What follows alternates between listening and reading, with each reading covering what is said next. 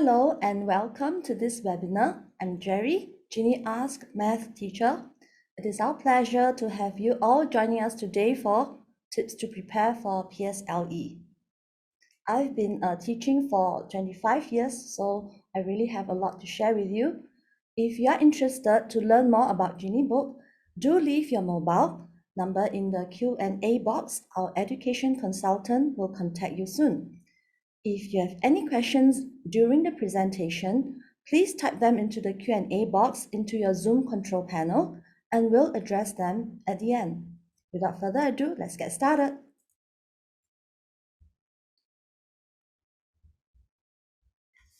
The PSLE is Primary School Leaving Examination. This is an annual national examination. So what I want to tell you is, parents and students, this exam is designed for average people like you and me. In other words, it is manageable with a reasonable amount of time and effort. So let's share what we should take note of, and I want to assure you that we can do it together. The first thing you can find out for your child is understand the formats of the exam your child will be facing. For example, there is the written format and there is also the e-examination format. In the e-examination format, there will be a waiting area, silent preparation station, there is an oral exam station, they will have laptops, they have to handle headphones and examiners they are not familiar with. So these are things you can talk to your child about. I've also included a link for you to find out about this oral examination guide for your child. But what you can do right now, when they have received their username and password, recite it with them regularly or help them write down somewhere where they can use and they can look at it and memorize it. By now, your child might have already received the instruction booklet for candidates. In the instruction booklet, you will see the list of stationery that they are allowed to bring in for different exams. For instance, what kind of pens or pencils, whether highlighters are allowed, or what kind of regulations they have to observe before the exam, during the exam, and after the exam.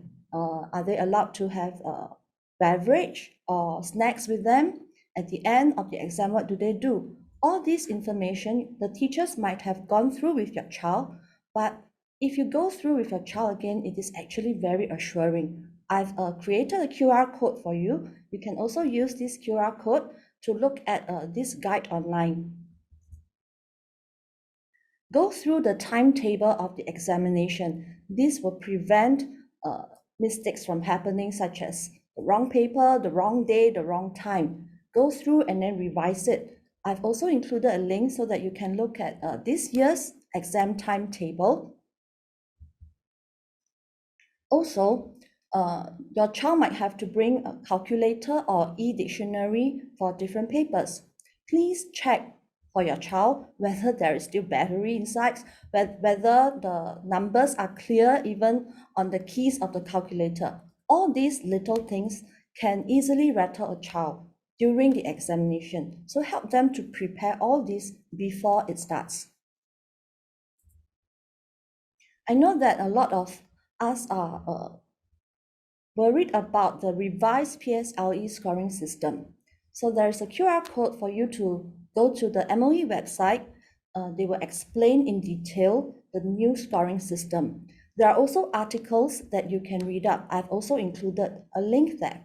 So in this table, actually you can see that what's the difference between the old scoring system and the revised system. In the old scoring system, we calculate a child's T-score. In other words, your child will be benchmarked against the cohort.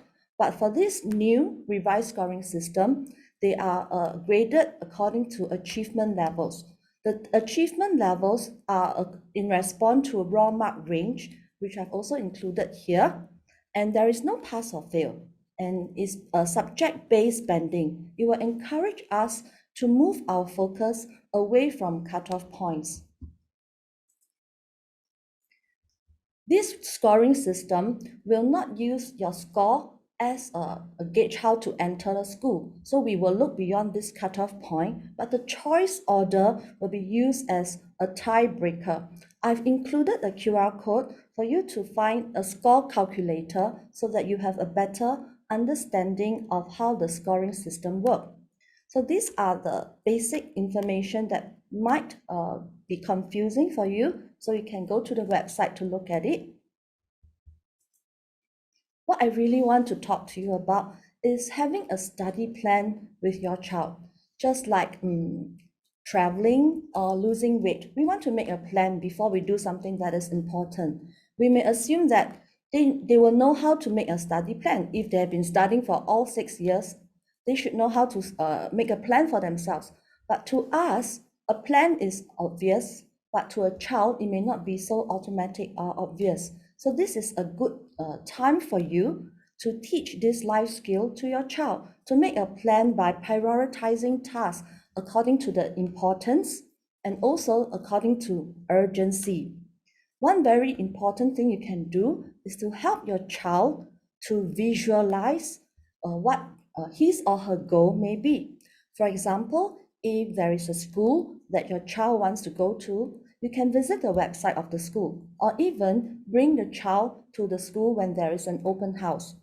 You can speak to the students there, or you can visit the different facilities there. That will give your child a very strong motivation and a very clear visualization of the place that he or she wants to go to. Help them to set specific goals instead of telling them finish all revising all your primary 4 topics. Maybe you can tell them by the end of May, can you finish topic 1 and topic 2 from this book? Something like that. So instead of a big daunting goal, give them bite-sized goals. That will be more manageable, more achievable, and more motivating. It may be very boring when you see that there are stacks and stacks of exam papers, practice papers. Your child may also be very turned off by it. But I really want to encourage you to help your child go through the exam papers. Firstly, it will familiarize your child with the format of the paper.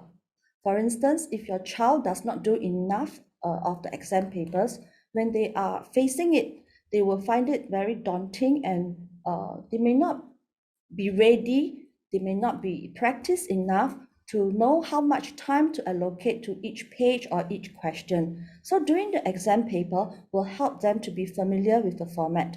For instance, instead of telling them, I will give you 1.5 hours now, complete the whole paper. How about you tell them, let's do 15 multiple choice questions. I will give you a duration of say 15 minutes. Then after say the 5th minute, you can tell your child, by now you should be at question 6. Or after the 10th minute, you can tell your child, by now you should be at least at question 9. This will train your child to have sort of an internal clock about how long he should allocate to each question. So that is also a good form of practice. So at this point, I wonder if there are any questions you want to raise.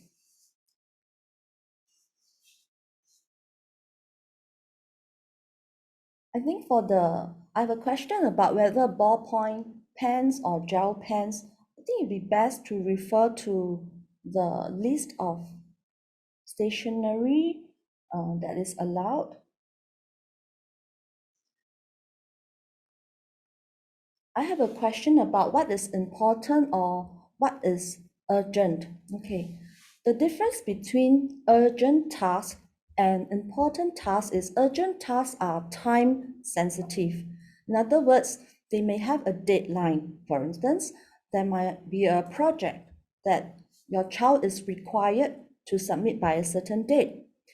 Important tasks will be tasks such as certain content knowledge that your child is unsure of. And if the content knowledge is not clarified, it will hinder further learning or hinder the revision. So that will be something that is important. I want to move on to share with you how to do revision. Usually when we think about revision, we will think about sitting in front of a stack of notes and just reading the notes. But that is actually a very passive form of revision. I want to share with you a better form of revision, active revision. For active revision, when they are doing the exercises or reading through notes, they can make mind maps, or they can observe similarities and differences, or they can even teach you about it, or make flashcards and apply to real life situations. These are the things that will make the knowledge real to them. So they will reorganize the information in their mind and also maybe in a written form.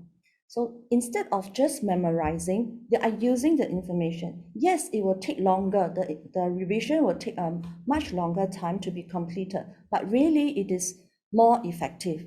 If you don't even know what questions you can ask your child, you can pretend you know nothing, play dumb, so that your child will feel empowered when he or she can share with you something he knows. I've also received this question very often. Some parents will ask me, should I focus on one subject or study multiple subjects a day? My answer is, you know your child the best. In our learning theory, we want to usually train the child in cognitive flexibility, meaning the child should be able to shift from one task to another. This is a higher order thinking skill. So this might be a good chance to train for that. It's a critical executive function, and having this cognitive flexibility will enable the child in the future to handle multiple tasks at the same time. However, consider your child's cognitive load. What the child can handle, you will know best. So if the child can handle 40 minutes of study and then require a break, do that. That is okay. Another way he can do revision is to test himself or herself. This is known as the testing effect. In testing effect, you may think of test as a negative thing, but in the theory of testing effect, it is actually observed that when you test yourself, it actually makes you a more confident learner. You can remember, you can retain the knowledge you have studied. And when you do that, you also learn how to recall information during stressful situations. And when you have to recall and then test yourself, you also know what you can't understand or don't know so well. So it is actually a very effective form of revision. Just that when the child is testing himself or you are testing a child, we want to provide a more constructive feedback if the answers are not up to mark.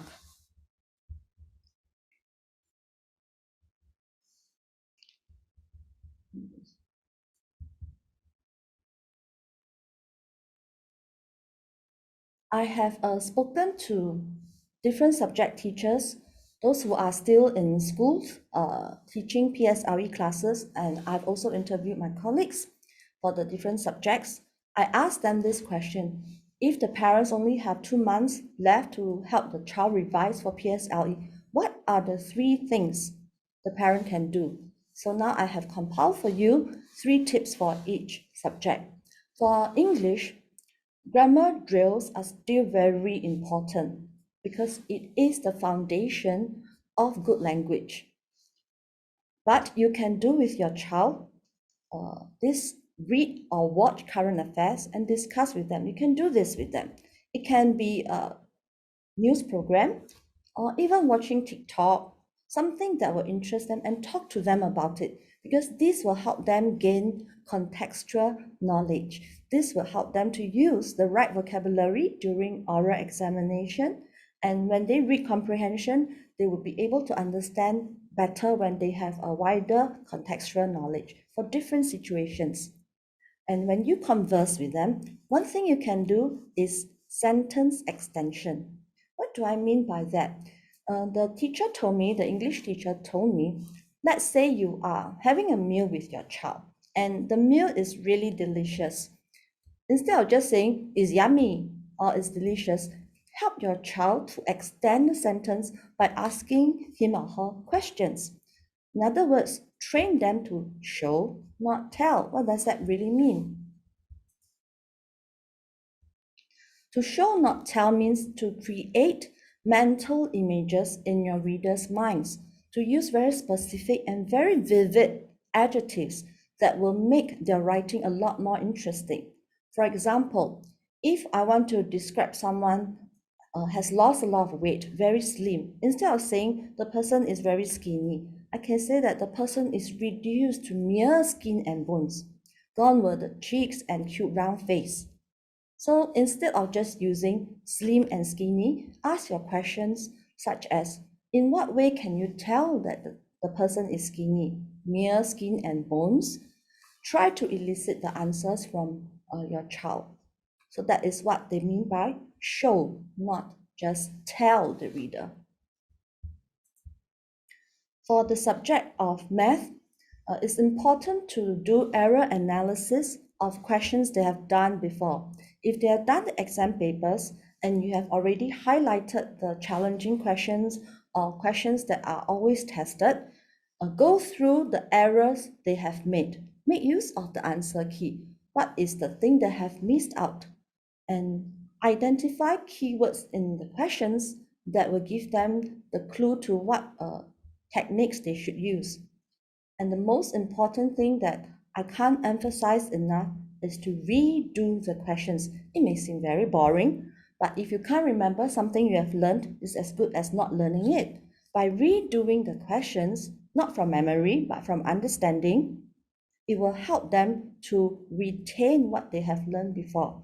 So for instance, they have done a certain ratio question before and they got it wrong, but we have already gone through the correct solution. Study the correct solution with them, cover the solution, redo the question, not from memory, but from understanding. If they forget, it's okay. Just uncover the solution, study again, cover it again, and then redo. It may be very repetitive, very boring, but as long as they are not being judged when they forget or when they are inaccurate, they will find it rewarding. I also spoke to science teachers. They believe that increased exposure with topical and yearly papers will really help the child to perform in science exam, because there are so many types of science exams, so they need to be exposed to as many types of questions as possible and make use of the answer key to help them do error analysis as well. Know that what is wrong or what is the keyword that is missing, because every topic has keywords that they have to make use of to answer the questions. For instance, I remember in one year that it was asked, why did the ants hide under the sand when the torch was shown on them? So of course, if the child wrote the answer because the ants were very shy, that is not the keyword they learned in that topic. They should be writing something like, because living things respond to changes around them. So that would be the kind of keywords that they must know by heart to answer questions. Mother tongue teachers told me that the main weakness of most students is with vocabulary. So what you can help your child do is identify the words that they are not familiar with and make word cards. If they don't want to make word cards, you can make slides with them so that they can go through the words that they are not familiar with daily for each chapter, or even help them to reorganize the vocabulary. Also, have conversations with them about their experiences, different places, current affairs, even TikTok videos they watch, because they need to learn contextual vocabulary. You cannot rely on their spelling words to teach them every context under the sun, but your opportunity to converse with your child about everything under the sun will be a great help for them to pick up contextual vocabulary. For example, when they go to a swimming pool, do they know what is each place called? What are the things that they can find there in a library? How about at any park? For essay writing, which is most pupils' weakness, The very bare minimum that mother tongue teachers would expect is to write 2 sentences for each picture. Yes, the mother tongue teachers say they should only attempt a picture composition, and at the very least, write 2 sentences for each picture, and if possible, write a conclusion for the story. Okay, so that's what I got from interviewing all the different teachers from schools and my colleagues as well. At this point, are there any questions from parents?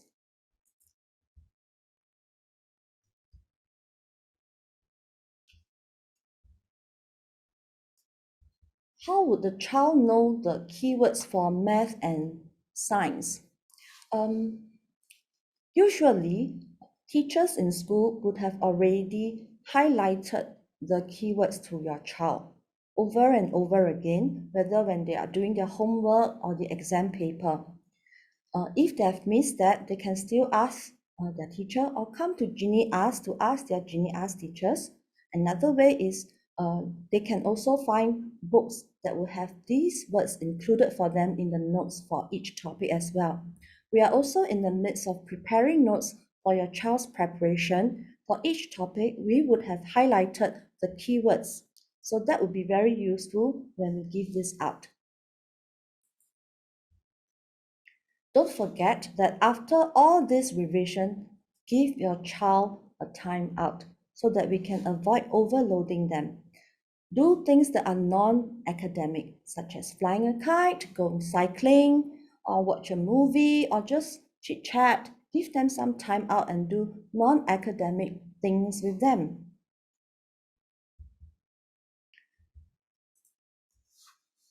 There is this positive psychology theory that I want to share with you. It's called the well-being theory by Dr. Martin Seligman.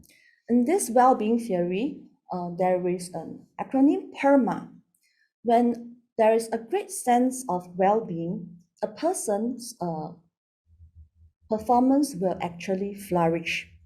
PERMA stands for P, positive emotion, E is engagement, R is relationships, meaning positive relationship.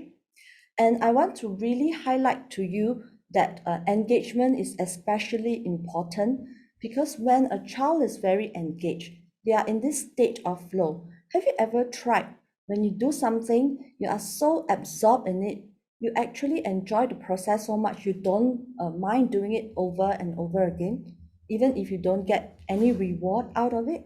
Do you recall anything like that? I'm sure you have.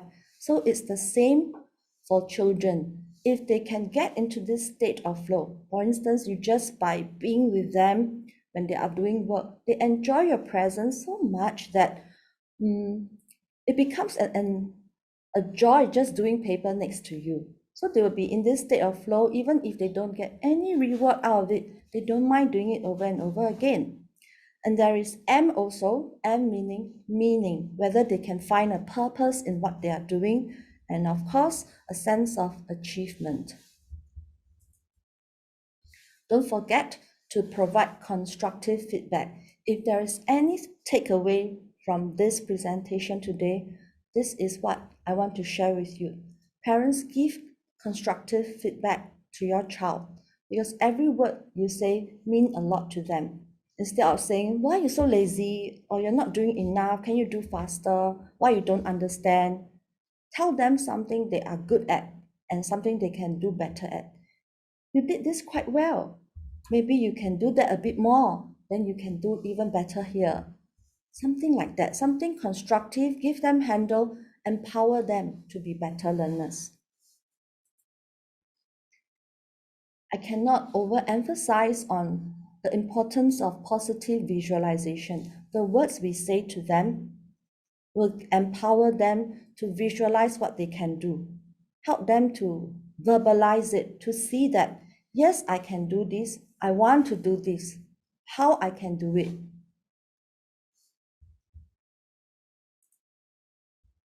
If you can't do any of this, at least accompany them.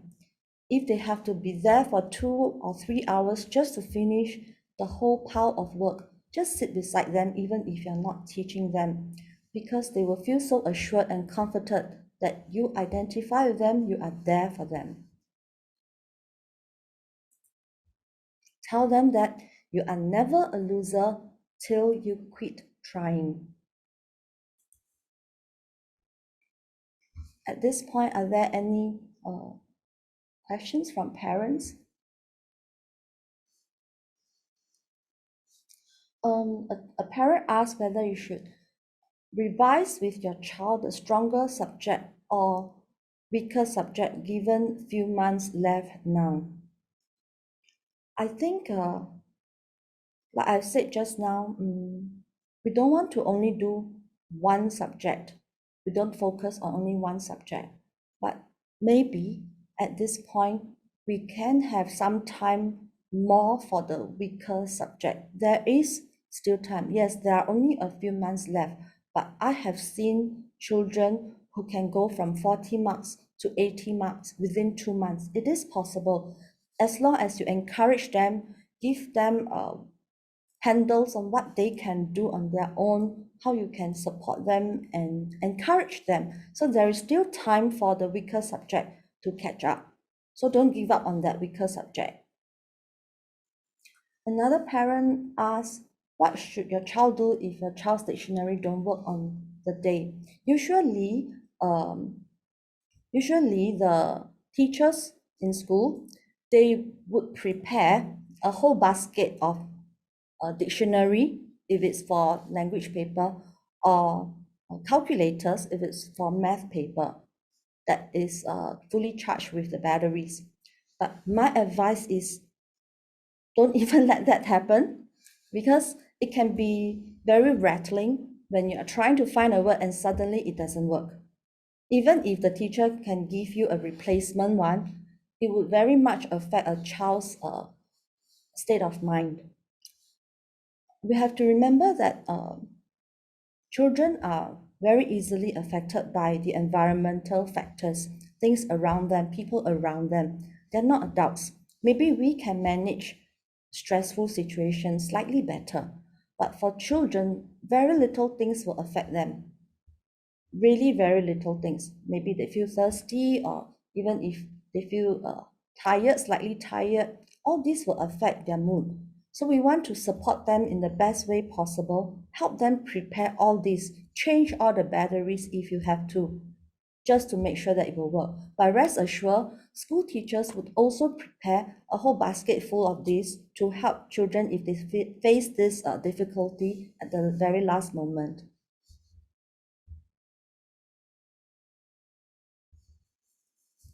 For I have a student who asked that during PSLE, is it okay if he or she only write the unit of measurement at the end of the equation instead of writing it throughout? For instance, 42 minus 11 equals $31. Okay, my advice is if you want to include unit, you include unit throughout. If not, for all your equations, do not write any units and only include the units right at the very end when you present the final answer. Okay? That would be my advice. I have another question here that says, for science, the kid need to be exposed with topical and yearly papers. Can Geniebook worksheets help? That is one of the reasons why I chose to work with Geniebook, is because I believe strongly in the product. As a teacher for up to 25 years now, one of the things I had to do very frequently was to analyze a child's test paper for the weaknesses. And then after analyzing the weaknesses, I dispense the worksheet that will help the child's in the child's weaknesses. And that takes time. So when I found out that Geniebook has AI to help me with that, I can focus on the teaching. I can focus on the encouraging and motivating. The right worksheets will be dispensed to the child according to the weaknesses. That makes my job a lot more efficient, and I'm sure parents, you are also very busy. So that will also help in your revision with your child, which is to make use of the worksheets, the Genie Smart worksheets, to analyze your child's weaknesses, and they will dispense the right worksheets according to the weaknesses. I have another question here about current methodologies for maths being different from our time. How, as parents, we can guide our children when we might be struggling to understand and find out the methods they are currently taught. That is a really good question. Thank you for sharing that with me. It is true, the current methods may be slightly different from when I first started teaching, it is true. But basic math concepts are still very much the same, okay? There may be more variety of methods, is true. The more variety of methods does not mean it's different, but is to cater to different types of learners. So very often in my Genie Ask groups, when I answer the child's questions, for instance, if I start with just equations and the child does not understand, I will provide a model. If the child doesn't understand, I might have to go further or try a different method. So the different methods doesn't mean the math has changed. It means that we are now more empowered to cater to different kinds of learners. So as parents, you know your child the best. Is the child a very visual learner that requires a lot of models?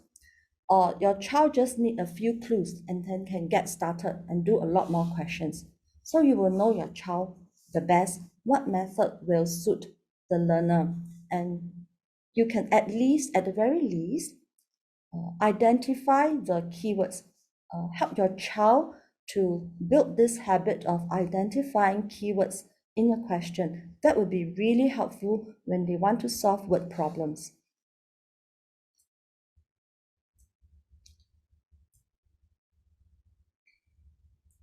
I have another question.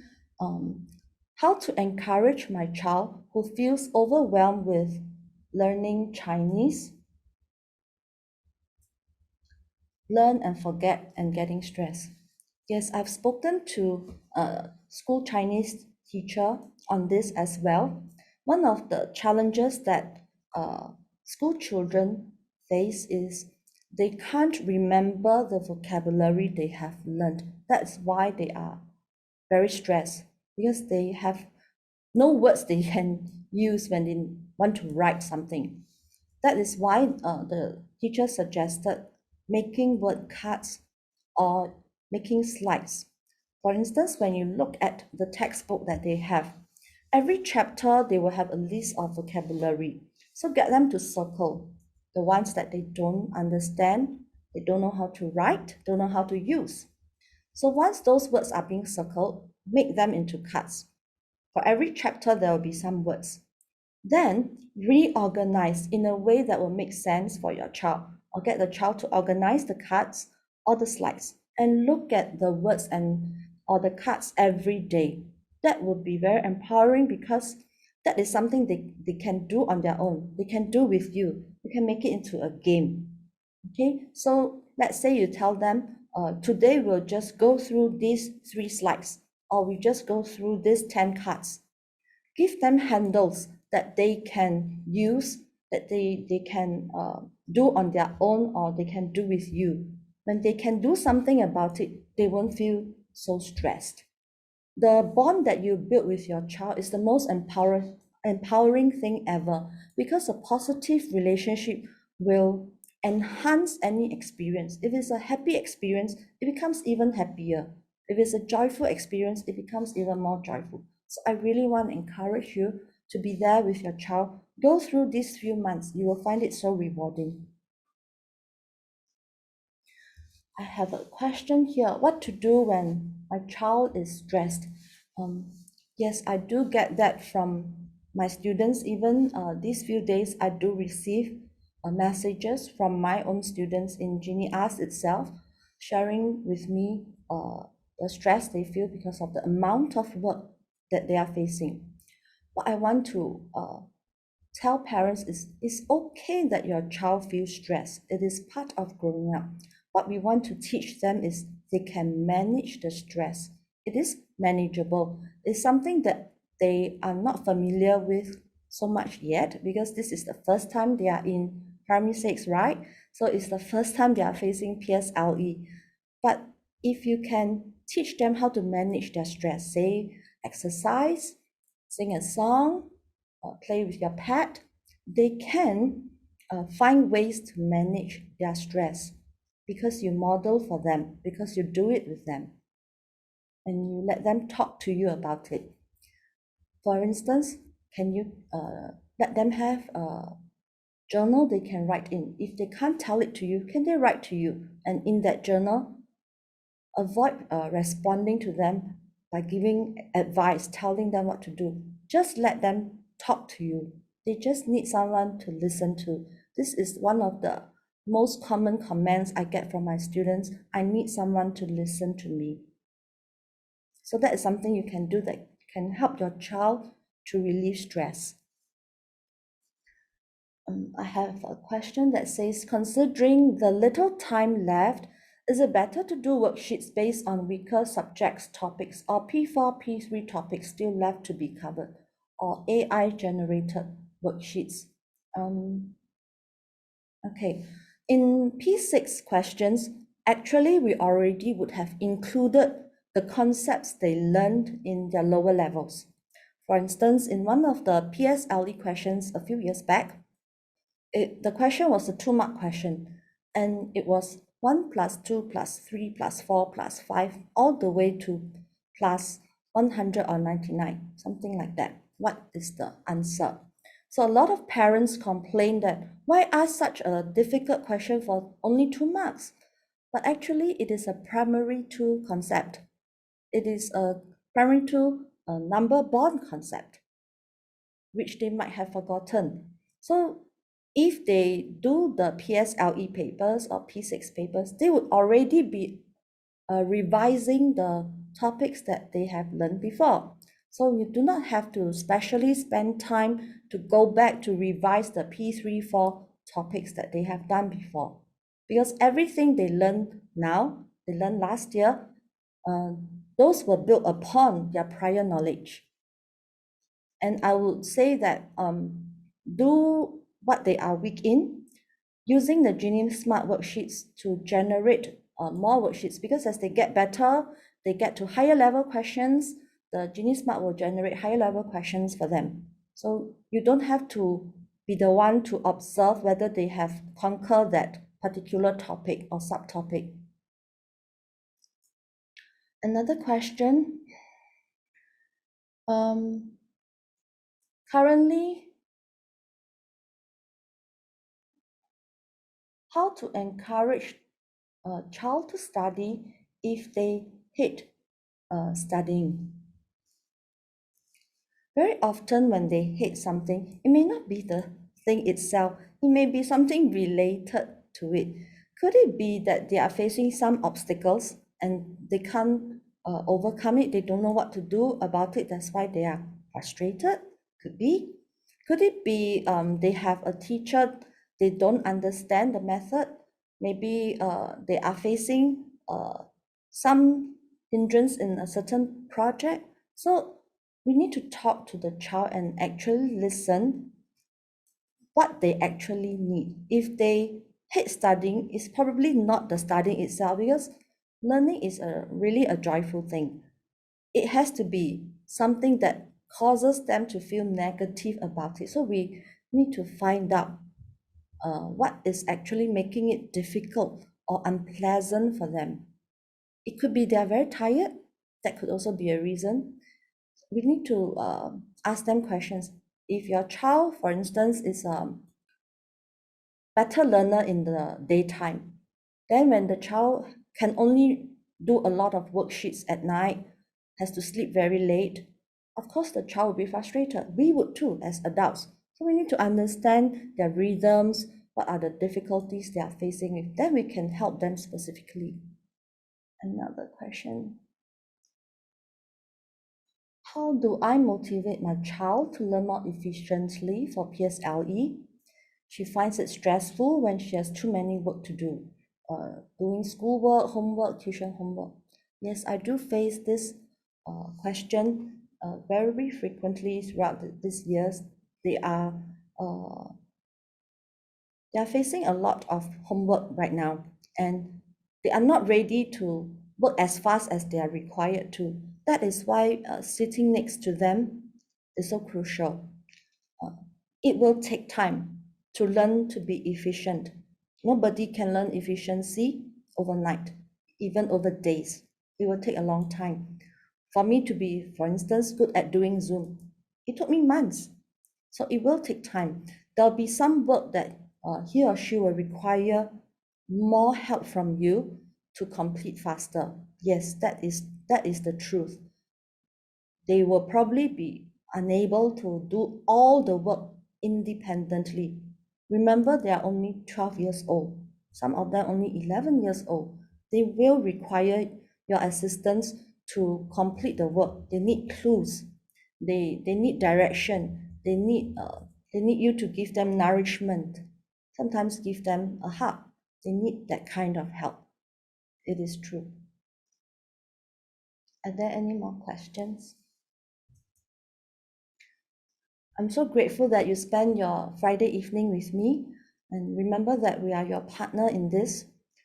I really want to emphasize to you that this is an exam that we can manage. We can help your child to do this. You and your child can manage this.